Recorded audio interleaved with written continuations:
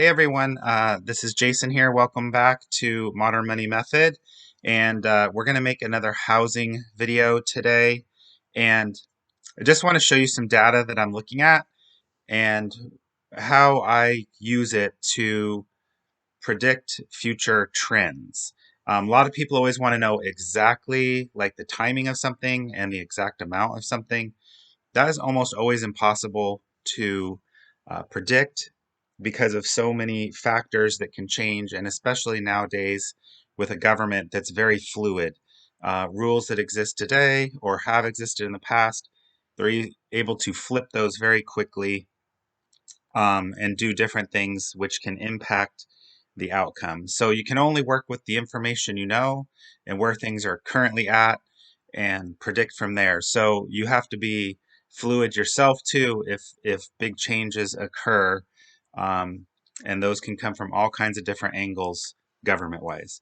But what we're going to focus on here is the private sector and people buying and selling houses. And this is the April data from Northwest Multiple Listing Service. And over here, they have the counties, the new listings, the active listings, the sales pending, the closed sales for the last month. So sales pendings, 70–80% of those will roll over to next month. And then you have the average close price, median close price, months of inventory a year ago. And this is something that everybody can have access to. You don't have to be a member. You can see right up here in the toolbar the address to it. So they're going to be coming out with another one in about a week here that's going to have the May data. But we're going to focus right now on April and where I think things are going. So if you remember, if you go back over a year ago, we had months of inventory were actually even less than this. Snohomish County at one time was under a week of inventory, and which is just unbelievable. And actually, it's almost unbelievable right now that we are back to the big three that I look at as King, Snohomish, and Pierce. That's the west side and accounts for 70–80% of the transactions. We've got one of them under 1 month inventory again. Incredible pressure. Pierce is just slightly over 1 month, and King is at 1.37 months inventory. What I want to show you here is you can see the closed sales here, right, for the three counties. King in April had 1,876. Snohomish had 778. And Pierce had 885 closings. And what makes this important is I'm going to jump over to a chart of my own that I've been tracking for the past 3 years. And what this is it's the big three tri-county area, King, Snohomish, and Pierce, new listings, closings, and net change. And this is what was able to allow me to predict a year ago that we were going to really start seeing softening in the house prices, as well as house sales. I made a video, I'll try to link it in the description. I made one about 10 months ago saying, hey, transactions are going to go down 30–40% year over year. And we're actually in our second year of this. So we experienced about a 20% reduction in transactions from 2021 to 2022. And now we're experiencing approximately a 40% reduction from 2022 to 2023. So we are down in the 50–55% range from 2021. Now, a lot of people think 2021 was a gangbusters crazy year. It did feel very stressful and very crazy because inventory was so low. But on a numerical basis, the numbers, actually, let me hop back over, we're on par with past years. So let's just hop down here. This is actually the pending sales, and this is for a 4-county region. They throw in Kitsap. I want you to see something here. You go to 2021, and this felt like a real pressure cooker to a lot of people. And I want you to focus on this area right here. This is May, June, and July. That's the very busy months here in our area because the weather's finally broke. It's summertime. People are trying to move before school starts. You can see that we had 8,600, 8,800, and 8,000. Okay. Um, and I get a lot of people saying, oh, it was gangbusters. There's no reason to compare stuff to 2021.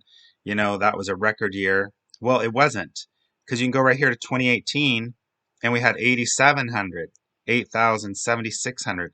2017, 2016, 2017, look at this, 9,100, 9,000, 8,500.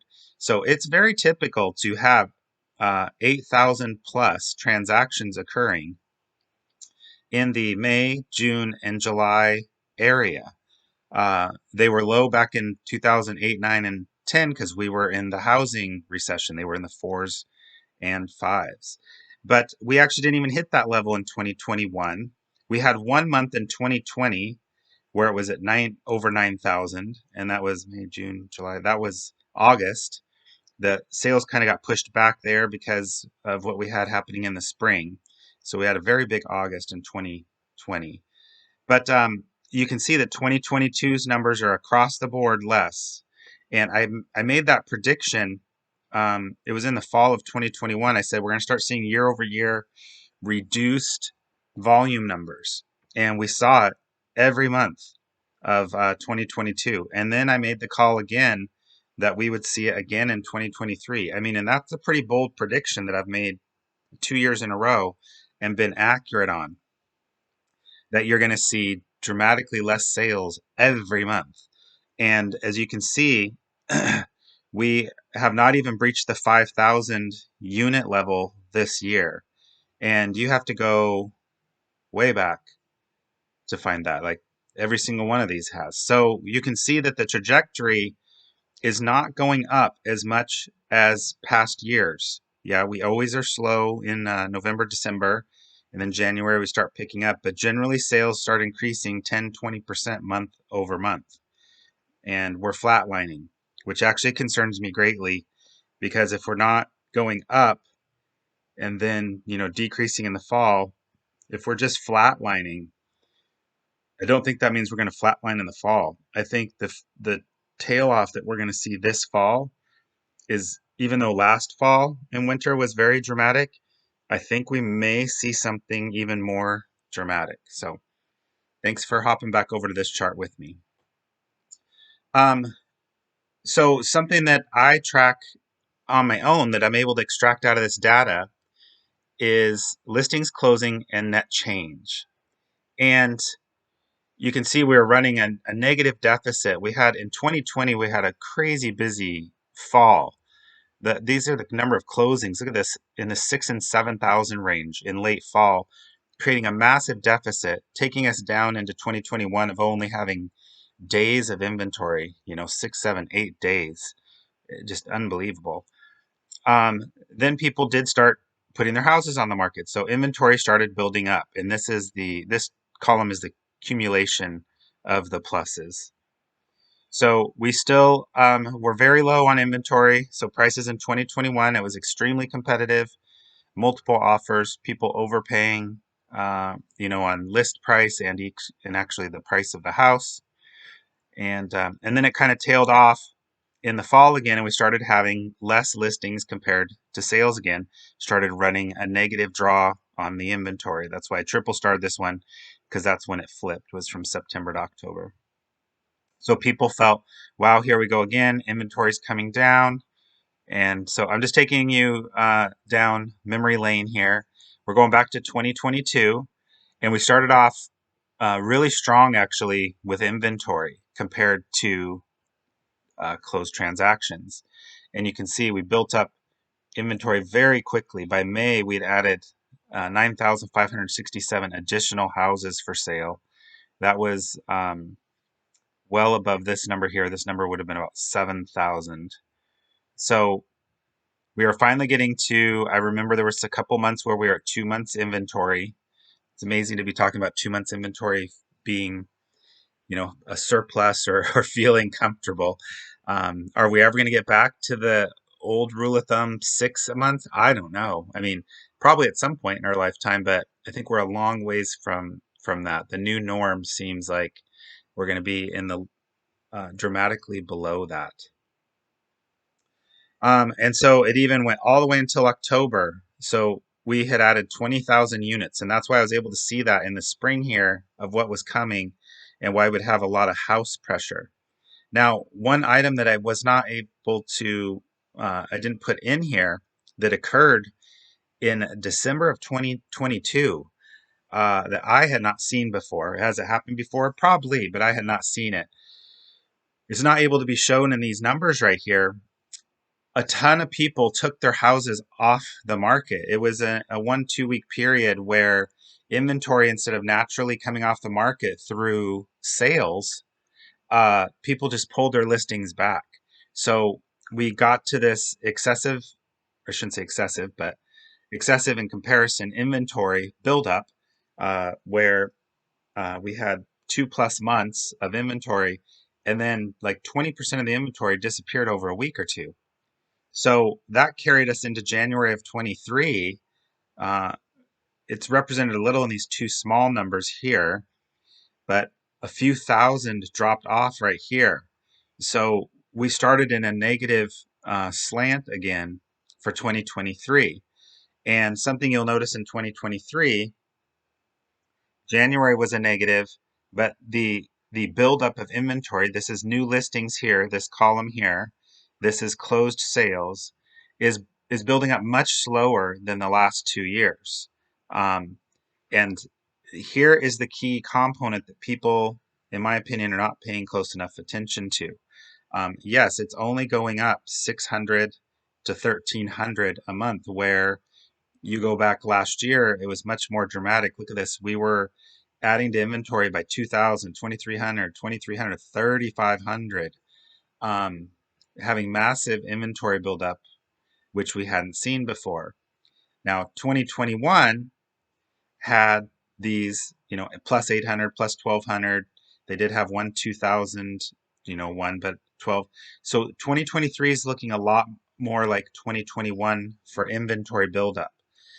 But the devil is in the details here, because look at this here in April of 2021, 8,300 new listings came on, and there was 6,100 closed transactions. Okay, I want you to see something. So 83 and 61. So let's hop down here to 2023. Look at this. Only 4,600 listings added. So that's 3,700 less listings added. But in my opinion, the even bigger story is closings were only 3,500 compared to, we're going to go back to 2021, April, it was almost 6,200. Do you see how we started in January, 3,900, and February was almost the same, and then we started really jumping up on closings. We are not seeing that in 2023. We started slightly lower than the previous couple years, just a little bit below 2022. And look at 2022's April, even 57. We are dramatically below that on actual closed transactions. And why this matters so much is, at some point, inventory is going to come back on the market at a normal pace. You have a few million people with a million houses or whatnot. Maybe it's 1,500,000 in this Tri-County region. A percentage of those people do have, things happen in life, where you sell, move, whatnot. So it's not going to be that just all of a sudden one day everybody in the entire world decides not to move. There is going to be something that presses them towards wanting to put their houses for sale.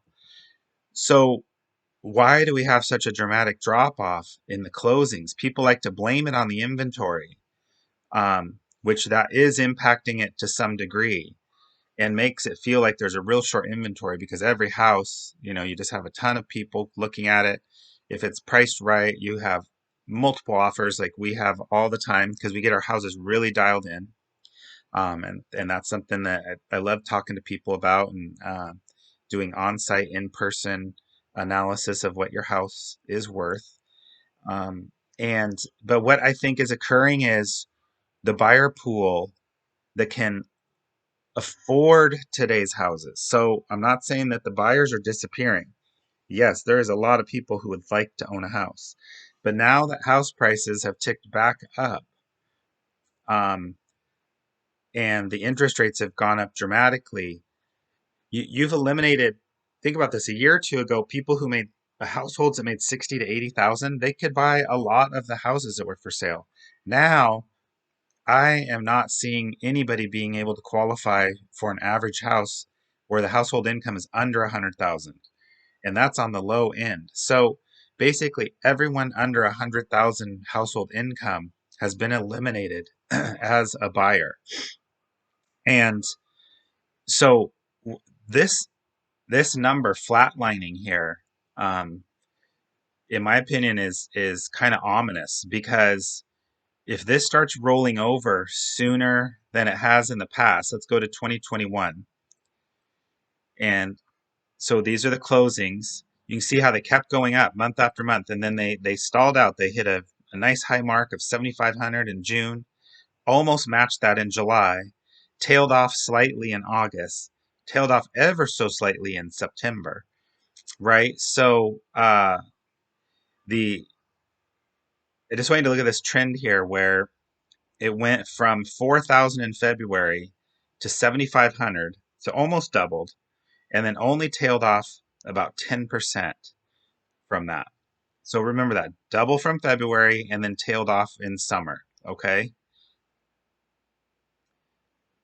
So here, February, we had 3,300. We almost doubled there in May, 61. So not quite. And then we tailed off, and we tailed off a little more than 10%. This year, we tailed off like 15, 20%. Okay. So 2021 was a double with a 10% tail off. This was about an 80% increase with about a 15, 20% tail off. Okay, we are not seeing a double here from February. This number here would have to get up to 5,600, which would still be low compared to these other years.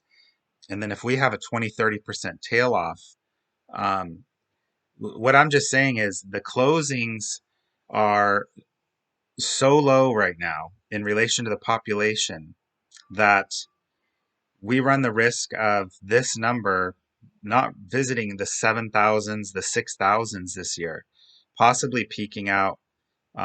May will be a real telltale sign. May is usually a big pop over April. And my gut is telling me from the activity I see that we may only see um, maybe a 10% or so jump from April to May. And so if these start coming on at 6, 7,000, like we've normally had in the past, you can see here, this is new listings, 2022, 7,700, 77, 85, even 92 in June. Houses for sale. We go to 2021, 7,300, 8,300, almost 8,000, 80. You can see sevens and eights, a lot of 7,000s and 8,000s. The only thing that's been keeping the market feeling really tight and strong is these listings are very low. But if these start increasing, think about this, back to some normal numbers. Let's just even say 7,000, not 8. And this number over here only stays at about 4.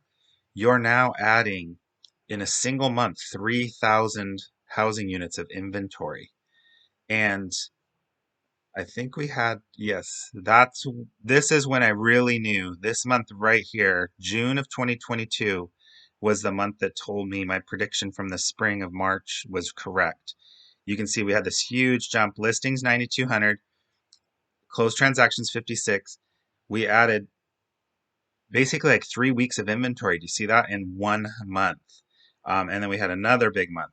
Then it tailed off, started being a little less. September was a big month too. But in 2023 here, we've only been the last 2 months. So listings over closings, we've only been adding, you take this number here and divide it by the closings, we've only been adding like 7 to 8 days of inventory, which is still something compared to nothing. But if we have a month where we add a whole month's inventory, so we go from 1 month inventory to 2 months, boy, and if we have another month we could jump to 3 months inventory quick. And something I've been saying is the public has been so trained into very tight inventory. Having to get out, you got to go out this weekend, you got to look, you got to write an offer, and da da da. I kind of feel that the new norm is when we get past 2.5 months inventory, start approaching 3+ months inventory is actually going to feel like a very slow market. Whereas you just go back 5 years and 3 months inventory was a tight market. But everybody's been trained for the last 2, 3 years on how to search much quicker and be more proactive. So I believe the market has really changed in that manner. So keep your eyes on these numbers. As soon as next week, it should be in a week, we should have these come out. Like I said, I think it will see another positive again. I don't know the exact numbers. I would guess that this is probably going to go up maybe 1,000 to 1,500, and I would say that this is probably going to go up 10%. This might jump back to 3,800 or 4,000 on the closings. And But yeah, it looks like we have kind of a flatline trajectory. We're not going up like we normally do in the spring dramatically, which may be setting us up for a very slow fall and winter again. So just wanted to share my thoughts. You can reach out to me. Um, you can find me. I'm a realtor with Keller Williams, and I'm also licensed in the financial field too. So you can find me here. You can find me online. I love to talk to people. Had a couple great conversations with people I've met at open houses recently.